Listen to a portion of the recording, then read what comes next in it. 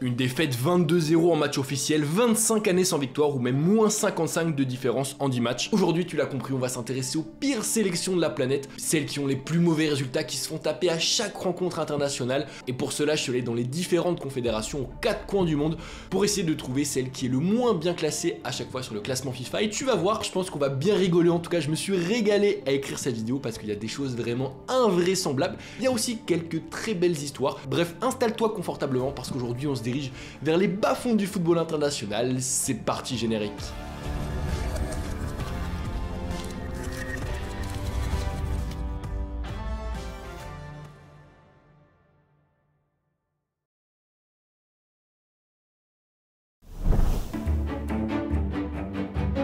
Et on commence en Asie avec l'AFC et ses 46 sélections, dont des très petites comme le Timor oriental, comme Macao ou encore comme Brunei. Mais aucune de celles que je viens de te citer n'est la pire sélection du continent, puisque ce titre revient à la sélection nationale de Guam. Ouais, de Guam. Perso, j'en avais jamais entendu parler avant cette vidéo. Il faut savoir que c'est une île qui est située dans la mer des Philippines, juste ici à la lisière de l'océan Pacifique. Une île qui compte 160 000 habitants, ce qui est vraiment ridicule à l'échelle du continent asiatique. À titre d'exemple, c'est quand même 3 fois moins qu'à Brunei, qui est déjà très petit. Et si donc le territoire de Guam n'est pas une nation indépendante, puisque c'est un territoire non incorporé des États-Unis, au même titre par exemple que Porto Rico, eh bien oui, cette île possède bel et bien un championnat national qui est évidemment amateur, ainsi qu'une sélection nationale affiliée à la FIFA depuis 1996.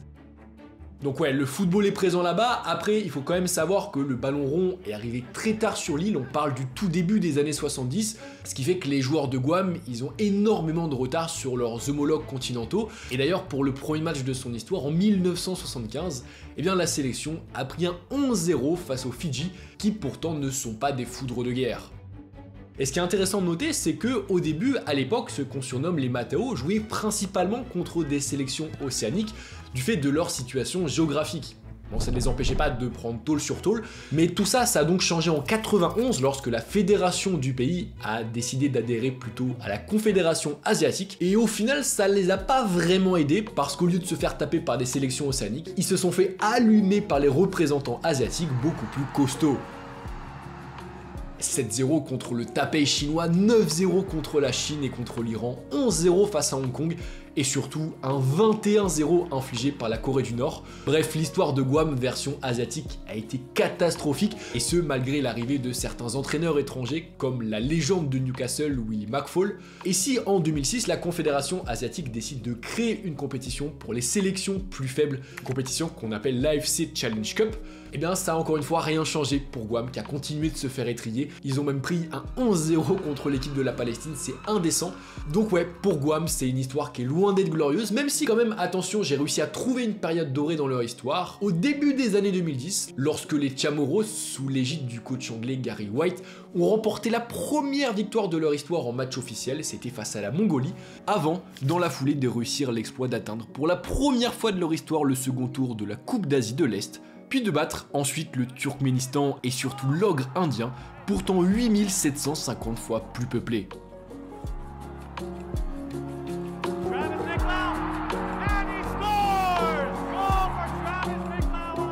Bon, malheureusement, depuis cette petite parenthèse dorée, les choses sont revenues à la normale avec des résultats absolument terribles pour une équipe qui a chuté de la 146e place au milieu des années 2010 à la 203e place du classement FIFA aujourd'hui, malgré quand même en décembre dernier une victoire au forceps face à Macao 2-1, ce qui n'empêche pas Guam d'être actuellement la pire sélection d'Asie.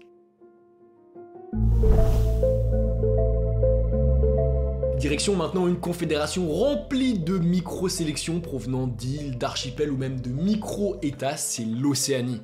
Et parmi la flopée de petites équipes qui se trouvent là-bas, eh bien la moins forte, selon le classement FIFA, c'est les Tonga. Ouais, j'avoue que je m'y attendais vraiment pas, parce que le pays compte quand même plus de 100 000 habitants, ce qui est vraiment pas mal dans une région où t'as des sélections nationales aux Samoa américaines ou même aux îles Cook qui ne comptent que 15 000 habitants. Et surtout, c'est une nation qu'on connaît grâce au rugby, ils sont excellents au rugby, sauf que là, comme tu vas le voir avec le ballon rond, c'est un peu plus compliqué, c'est même beaucoup plus compliqué. Pourtant, à l'origine, la sélection tongienne était loin d'être la pire de son continent. Bon, certes, ses premières décennies ont été compliquées. En 79, l'équipe composée d'amateurs est battue 8-0 par Tahiti pour ses Jeux du Pacifique Sud. Rebelote en 89, cette fois pour les mini-jeux du Pacifique Sud à domicile, où les Tongas sont baffés 8-1 par le Vanuatu, 7-0 par Tahiti. On notera aussi un sévère 11-0 contre la Nouvelle-Calédonie 4 ans plus tard. Sauf que pourtant, dans les années 90 et quelques mois après s'être affilié à la FIFA, eh bien le Royaume remporte son premier match officiel contre les Samoa américaines, puis bat ensuite les Samoa et les îles Cook, qui sont alors les 3 pires sélections du continent. Et d'ailleurs, ces 2 victoires permettent alors aux Tonga de terminer premier de leur poule de qualif pour le mondial 98, avant, en barrage, de prendre un sévère 13-0 face aux Bonitos des îles Salomon.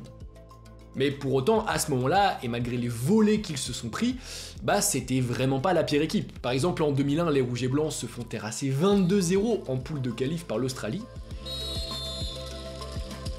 Ce qui est terrible, on va pas se mentir, c'est vraiment terrible, sauf que seulement quelques semaines plus tard, bah ce record, il est battu par les Samoa américaines, étrillé par les Kangourous 31-0. Donc ouais, depuis toujours, les Tonga, c'est une équipe qui est catastrophique, mais il y avait pire dans le continent. Enfin, jusqu'au tournant des années 2010, où tout a changé. En fait, à cette période, pendant que l'équipe des Tonga s'est mise à stagner à cause d'un réservoir ultra restreint de joueurs, étant donné que la majorité de la population a toujours préféré le cousin ovaliste, et bah pendant ce temps-là, de leur côté, les Samoa américaines ont fait venir sur leur banc un coach américain, Thomas Rangen, qui va véritablement transformer l'équipe, notamment mentalement. D'ailleurs, il y a un excellent documentaire sur cette histoire, je vous conseille, permettant finalement aux Boys from Territory de remporter la première victoire de leur histoire, et vous l'aurez deviné, face aux Tonga en 2011, un exploit qu'ils répéteront en 2018. Et malheureusement pour les Tonga, c'est pas tout, parce qu'en parallèle, il y a également les îles Cook qui ont commencé à se réveiller, en faisant également venir des sélectionneurs étrangers, dont le gallois Drew Sherman, qui lui aussi va permettre aux siens de claquer les Tonga 3-0. Mais du coup, pour conclure ce petit chapitre sur les Tonga, en 54 matchs joués face à des sélections officielles, eh bien l'équipe en a gagné 12 pour 34 défaites et quasiment 4 buts encaissés par match.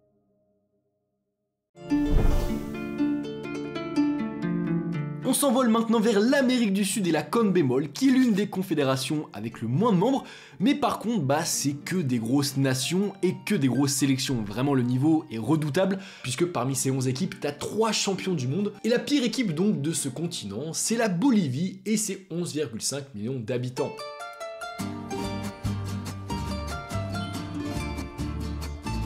Et ouais, c'est assez fou, parce que certes, la Bolivie, c'est pas une grosse sélection.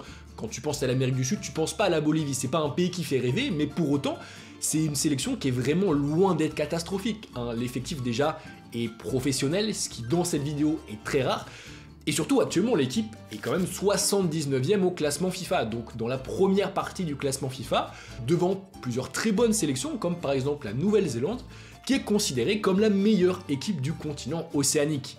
Et c'est pas tout, parce que la Bolivie, c'est même la seule équipe de cette vidéo à avoir réussi l'exploit de décrocher un jour un ticket pour une Coupe du Monde. Et le pire, c'est que les Boliviens, ils l'ont pas fait une fois, ils l'ont fait 3 fois, en 1930, en 1950, puis en 1994. Et si ça suffisait pas, bah en plus de ça, en 1963, ils ont également réussi l'exploit d'inscrire leur nom au palmarès de la Copa América. Donc ouais, niveau palmarès, niveau histoire, la Bolivie, c'est loin d'être dégueu. Après, attention quand même, pour cette Copa América remportée chez elle, on va dire que la sélection bolivienne a quand même bénéficié d'un cheat code bien unique en son genre. Je pense que t'en as déjà entendu parler, mais c'est l'altitude des stades dans lesquels se sont joués les matchs. Parce qu'en fait, la grande majorité des villes boliviennes sont situées à des hauteurs au-dessus de 3000-3500 mètres d'altitude. Et donc jouer des matchs à ces altitudes, ça s'est avéré être un enfer pour les adversaires des Boliviens déstabilisés par le manque d'oxygène, face à des locaux, eux, qui réagissaient bien mieux à ces conditions dans lesquelles ils ont grandi et ils ont appris le football. D'ailleurs, la seule autre fois où la Bolivie a performé en Copa América, c'est en 1997, une compétition qui, tu l'as deviné, était organisée à la maison et au cours de laquelle la Verde est allée jusqu'en finale avant de se faire stopper par les champions du monde brésiliens. Bref, tu l'as compris, jouer à domicile pour la Bolivie, c'est vraiment un cheat code. En Amérique du Sud, il y a même un proverbe qui dit que si un jour la Bolivie organise une Coupe du Monde, elle la remportera. Sauf que le problème, c'est que en dehors de ces exploits, à la maison et en haute altitude, eh bien les altiplanicos, ils ont principalement connu de grandes et de longues traversées du désert, notamment lors des rencontres à l'extérieur où clairement l'équipe ne fait pas du tout le poids face aux différents mastodontes du continent, à tel point que depuis 1997, eh bien la Verde s'est fait sortir 9 fois de la Copa América dès le premier tour pour un seul quart de finale. Et pire encore, entre 93 et 2024, septembre 2024, donc c'était il y a pas longtemps, eh bien la Bolivie n'a pas remporté un seul match officiel à l'extérieur, soit une terrible disette de 31 ans.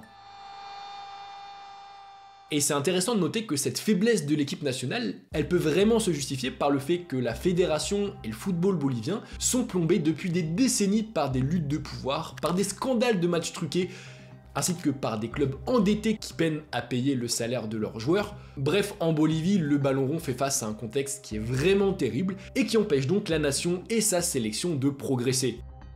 Même si, attention quand même, cette année ça va un peu mieux pour la Bolivie depuis l'arrivée de son nouveau sélectionneur, puisque l'équipe a enchaîné plusieurs bonnes performances, bien entendu entrecoupées quand même d'un 6-0 encaissé en Argentine et d'un 4-0 encaissé en Équateur. Des performances quand même qui permettent actuellement à la Bolivie de se battre pour la 7ème place de la poule éliminatoire pour le Mondial 2026, une place qui n'est pas éliminatoire mais qui est synonyme de barrage, ce qui pourrait pourquoi pas permettre aux Boliviens de participer à une 4e Coupe du Monde dans leur histoire, et surtout, en cas de bonne performance, de perdre peut-être leur place de pire sélection du continent.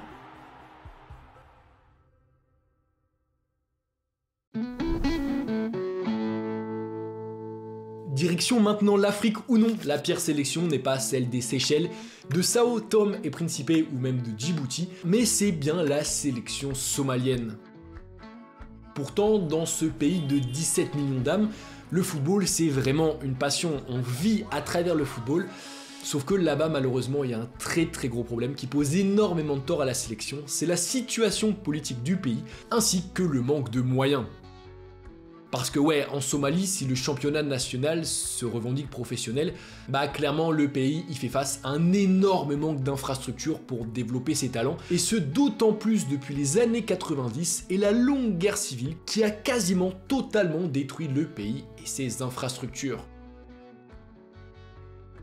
Pour te dire, avant le début de la guerre civile, les Ocean Stars c'était 16 victoires et 10 matchs nuls en 40 matchs, donc c'est un bilan qui est quand même loin d'être cataclysmique, mais malheureusement, depuis janvier 1991, le début de la guerre civile, eh bien la sélection a enregistré 6 succès et 5 matchs nuls pour 78 rencontres, et là, pour le coup, ouais, c'est un bilan qui est beaucoup plus terrifiant.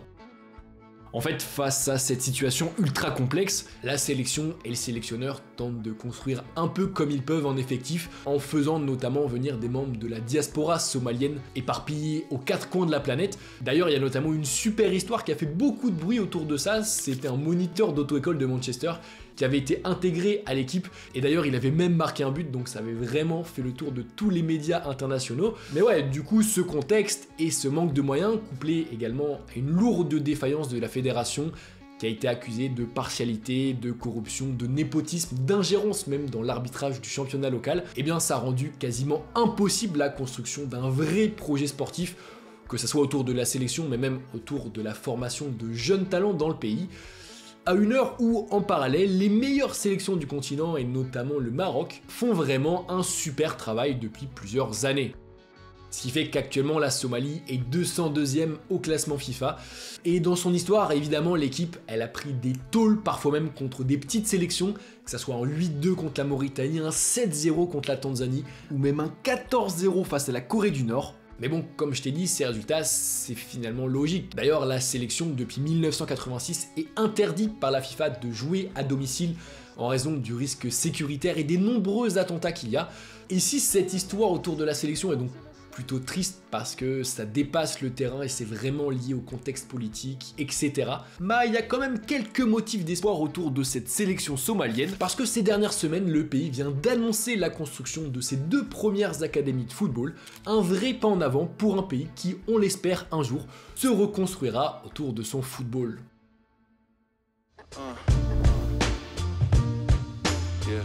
20 ans.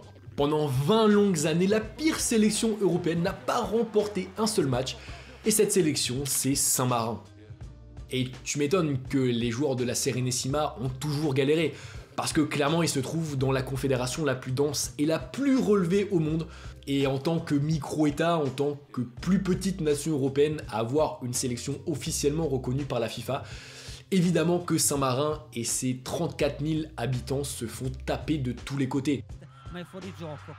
Pour te donner un ordre d'idée en termes d'habitants, c'est autant que la ville de Trappes, donc ouais, c'est plutôt très compliqué de monter une équipe de footballeurs qui tient la route quand tu te retrouves face à l'Allemagne, face à la France, face à l'Angleterre, face à l'Espagne. Bref, c'est mission impossible. D'ailleurs, peu importe la sélection que tu supportes, tu l'as vu au moins une fois mettre une fessée au bleu ciel et blanc. Il y a eu un 9-0 historique face à l'Espagne, un 8-0 contre Israël, ou même un 13-0 en 2006 contre l'Allemagne. Et c'est simple, en fait, dans son histoire, l'équipe et son stade de 4800 places a toujours fini dernière des éliminatoires auxquelles elle a participé, avec des différences de moins 30, de moins 40, de même moins 53 et moins 55 en seulement 10 et 12 rencontres jouées. Et si Saint-Marin s'est affilié à la FIFA au début des années 90, eh bien la Serenissima a dû attendre 2014, donc quasiment 25 ans, pour glaner son premier point lors des éliminatoires à l'Euro. Je parle pas de la première victoire, je parle de son premier point, et c'était un bon vieux 0-0 face à l'Estonie.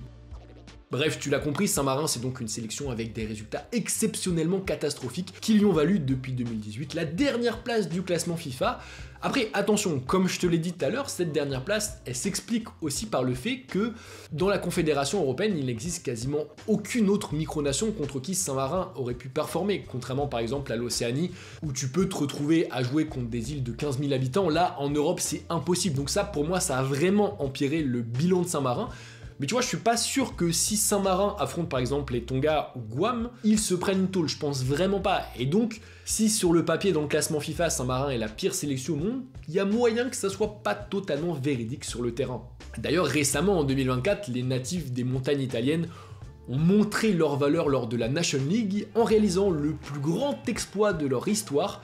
Ils ont tout d'abord remporté face au Liechtenstein la première victoire de leur histoire dans un match officiel, avant, sur leur lancée, de battre à nouveau le Liechtenstein, cette fois à l'extérieur. Un succès fou, puisqu'il a été synonyme de promotion de l'équipe en Ligue C de la Nation League, qui est vraiment du jamais vu pour un effectif amateur, dont le seul joueur à jouer dans un club pro, c'est Giacomo Benvenuti, qui n'évolue actuellement qu'avec les U19 de Sassuolo.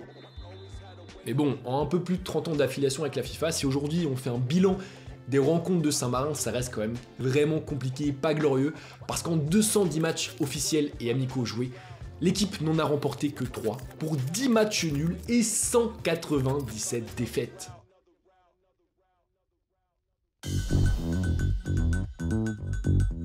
Et enfin, on termine cette vidéo avec la plus petite sélection de cette vidéo. En termes d'habitants, on parle de 18 000 habitants.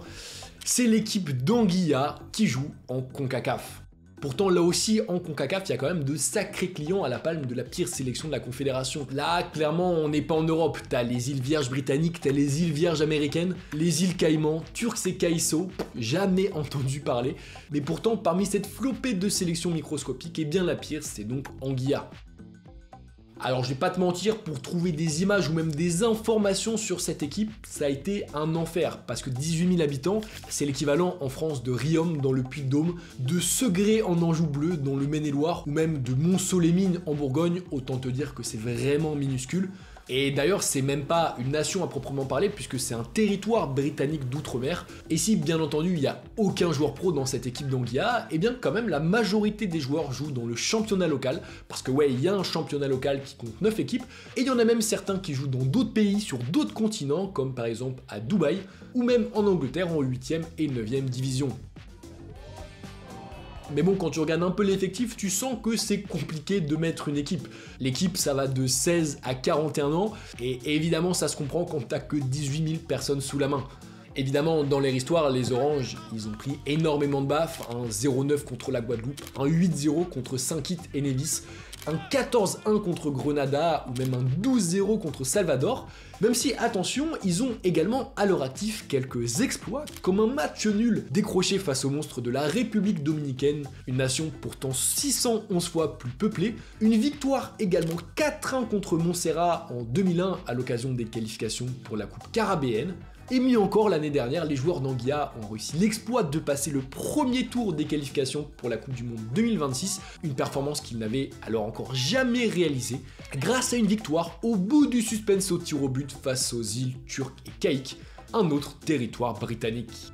Bref, une belle petite victoire pour une équipe qui au final a un bilan en 102 matchs de 9 succès, 12 matchs nuls pour 81 défaites et 376 buts pris, de quoi logiquement justifier le statut de pire nation américaine et de 209e au classement FIFA sur 210.